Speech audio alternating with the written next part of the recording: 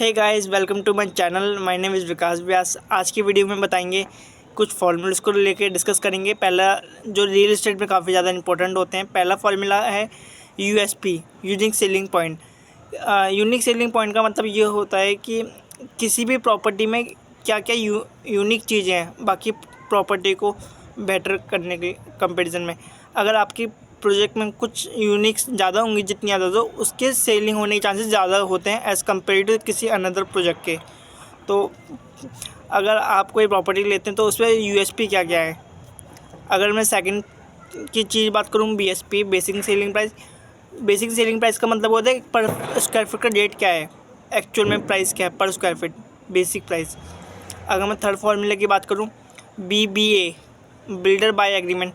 Builder और buyer के बीच में क्या एग्रीमेंट साइन होता है, वो पहले दिन साइन होता है। बिल्डर आपको क्या क्या ऑफ़र कर रहा है उस प्रोजेक्ट को लेके, क्या क्या गारंटी प्रोवाइड कर रहा है। जैसे अगर मैं बिल्डर की बात करूँ तो वो बिल्डर ज़्यादातर लीज गारंटी प्रोवाइड करता है। वो अगर कोई डेवलपर जब तक किसी टेंट को किराए पर नहीं चढ़ाता है, वो अपने अकॉर्डिंग अपने हिसाब से एक फ़िक्स अमाउंट फिक्स करता है, खासकर बायर को। अगर मैं चौथी चीज़ की बात करूँ फॉर्मूले की, अगर मैं चौथे पॉइंट की बात करूँ तो LR, lease rent. Lease rent उसे कहते हैं जब कोई बायर किसी बिल्डर को पे करता है, तो ये मतलब नहीं कि वो बिल्डर को पे कर रहा है, वो किसी अथॉरिटी को पे कर रहा है।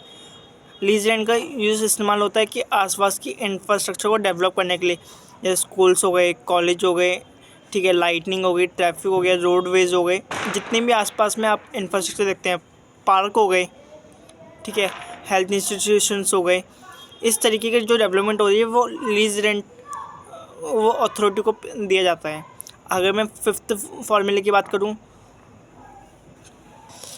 NBFC, non banking financial company, ऐसी कंपनी जो किसी भी बैंक से रजिस्टर नहीं होती है। एंड अगर मैं सिक्स पॉइंट की बात करूं, ओसी, ऑक्यूपेंसी सर्टिफिकेट।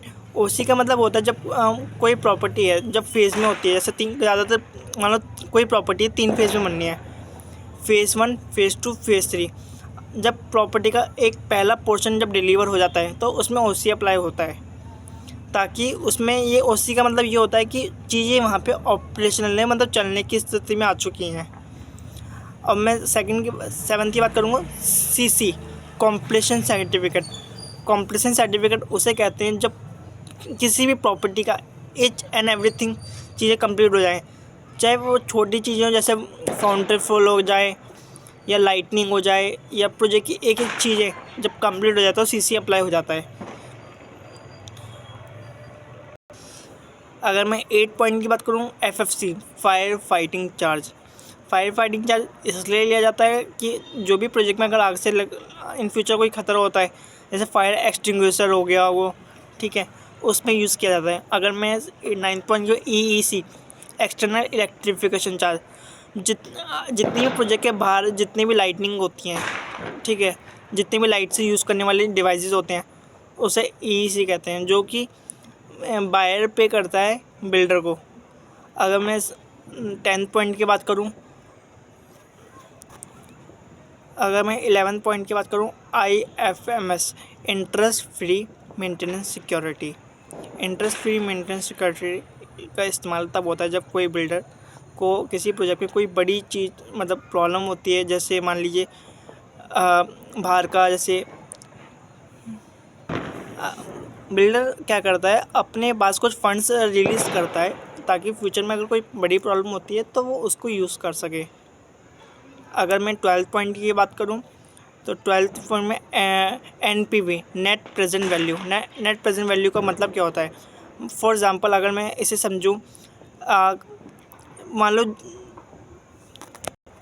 जब कोई प्रॉपर्टी अंडर कंस्ट्रक्शन होती है और उससे पहले जो बिल्डर क्या करता है, कुछ अश्योर रिटर्न ऑफर करता है। जब तक प्रॉपर्टी का अश्योर रिटर्न चलता है, पोजीशन जब तक मिलने तक, तो बायर ये कर सकता है कि मान लो जब तक उसे रिटर्न मिला है तो वो क्या कर सकता है, जितना भी उसे मान लो फॉर एग्जांपल 2 साल के बाद प्रॉपर्टी का पोजीशन है, तो 2 साल में जितनी प्रॉपर्टी को 1% महीने का रिटर्न मिल रहा है, वो 2 साल में अपना जो प्रॉपर्टी की वैल्यू है उसमें एडजस्टमेंट करा लेता है। ज़्यादातर जो बायर होते हैं वो अपना NPV एडजस्टमेंट करा लेते हैं, उसे NPV कह सकते हैं। अगर मैं 12 पॉइंट की बात करूँ, TLP time link plan. Time link plan का मतलब ये होता है कि बायर को बिल्डर को किस किस टाइम पे पेमेंट करनी है जब कोई प्रॉपर्टी अंडर कंस्ट्रक्शन होती है। एक पेमेंट प्लान होता है।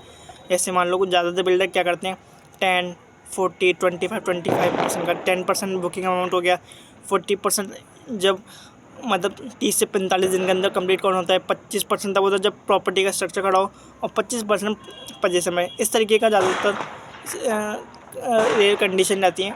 अगर मैं CLP की बात करूँ, कंस्ट्रक्शन लिंक प्लान।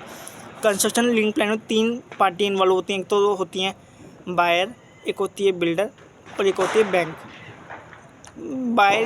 जब बायर किसी बिल्डर को पेमेंट कराता है तो पहले तो एस्क्रो अकाउंट में जाता है, जो कि बैंक में जाता है।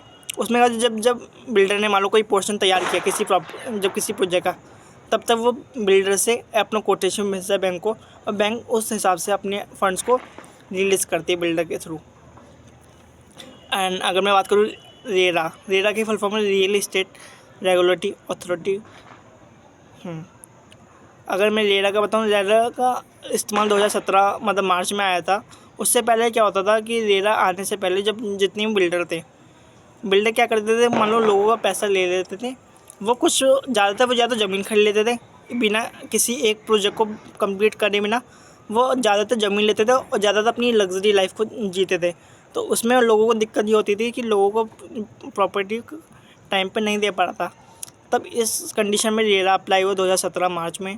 फिर रेरा के आने की वजह से लोगों को सबसे ज़्यादा रिलीज़ क्या होगा कि पहले तो लोग जब बिल्डर को पे करते हैं तो ये सब 70% एस्क्रो अकाउंट में जाता है, एक अकाउंट है, और 30% बिल्डर के हैंड पे आता है। जैसे जैसे बिल्डर प्रोजेक्ट को कंप्लीट करता है वैसे वैसे एस्क्रो अकाउंट से वो रिलीज़ करता है। अगर कोई प्रॉपर्टी रेरा अप्रूव नहीं है तो मेरे हिसाब से वो गवर्नमेंट अप्रूव नहीं कर रही। तो जब तक कोई प्रॉपर्टी रेरा नहीं आती है तो तब तक लेना किसी को नहीं चाहिए, मेरे हिसाब से कंसिडर ये है। बाकी मैंने आपको काफ़ी सारी चीज़ें फॉर्मूले बताए हैं। मेक श्योर आपको चीज़ें पसंद आई हो। अगर चीज़ें पसंद आई हो तो एक बार मेरे को कमेंट करके बताना कि आपको कौन सी पॉइंट में क्या कंसर्न है, और मेक श्योर मैं अगर उससे रिलेटेड कोई मुझे कंटेंट मिलता है तो मैं बनाता हूँ video. Thank you guys, welcome to my new channel.